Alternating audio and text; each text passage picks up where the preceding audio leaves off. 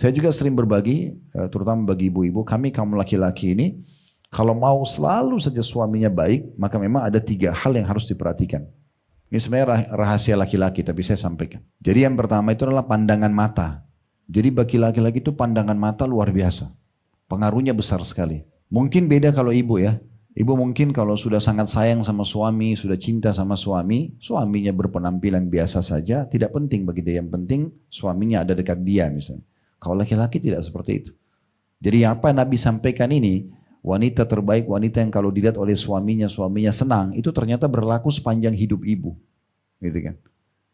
Jadi memang pandangan mata, kalau dia suka penataan rumah tertentu, dia suka ibu pakai baju tertentu, ya, warna tertentu, maka ibu lakukan saja. Pandangan mata itu sangat berpengaruh sekali bagi laki-laki. Dan insya Allah Bu ya, ini sebuah resep sederhana tapi efeknya besar di luar rumah. Kalau ibu sudah terbiasa pakai pakaian yang dia suka, ya, dan ini maaf, biasanya yang dijual oleh pelacur apa sih? Tanda kutip ya, bajunya seksi, badannya wangi, ya, penuh dengan kata-kata manja, kan gitu. Apalah godaan, ini harusnya ada pada istri. Kalau suaminya ibu adalah orang saleh, mungkin dia bersabar.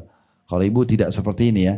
Tapi kalau yang tidak saleh, ini keluar cari perempuan itu di sana. Sebenarnya perempuan itu buruk akhlaknya. Tapi karena dia punya ini, kalau ketemu dia senyum, dia ramah, dia manja, dia seksi, dia wangi, terbelihlah sang suami.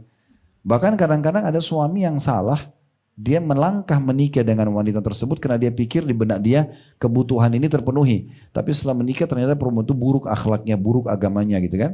Maka setiap wanita salihah, istri di sini maksudnya, harusnya dia mengalahkan wanita-wanita buruk itu di luar sana. Kalau perlu sampaikan ke suami, belilah baju apa yang disukai nanti saya pakai gitu aja. Jadi nggak ada yang salah di situ ya. Itu yang pertama. Yang kedua tentang masalah perutnya. Ya. Salah satu fungsi daripada nafkah yang dikasih adalah makanan dan minum kan. Nah ibu kalau mau masak sendiri bagus. Kalau ibu tidak bisa masak, ibu mau siapin makanan sudah jadi, catering, ada pembantu, gak ada masalah. Yang penting ibu terlibat. Nah kalau dalam makanan ini, ibu coba cari tahu makanan apa yang paling disukai. Biasanya kami laki-laki itu punya kayak ciri khas dalam makan ya. Kayak misalnya ada orang sukanya ada kerupuk misalnya. Maka selalu ada aja itu. Atau tempe misalnya, ada tempe walaupun ibu masak yang lainnya. Sehingga makanan kesukaan dia ada di situ. Jadi itu tidak butuh banyak kok sebenarnya. Kemudian yang ketiga masalah kemaluan, kebutuhan biologis. Jadi ibu jangan samakan ibu sama suami, nggak bisa sama. Ya, beda sekali antara langit sama bumi ya. Ibu-ibu itu cuma punya sel telur, kantongnya bayi. Laki-laki itu punya sperma, sperma itu panas. Ya, itu inti manusia ada di sperma. Dan sekarang sudah ada teknologi canggih bisa melihat dari sperma itu. Kalau dia yang sperma itu yang lolos sudah bisa ditahu nanti ini jenis kelaminnya laki-laki atau perempuan, ataupun bisa dilihat sampai jenis rambutnya, jenis kulitnya itu masih dalam bentuk sperma pun, gitu kan? Karena di situ inti manusia. Nah sperma ini kalau tidak dituangkan biasanya hasilnya emosi, biasa bawaannya marah.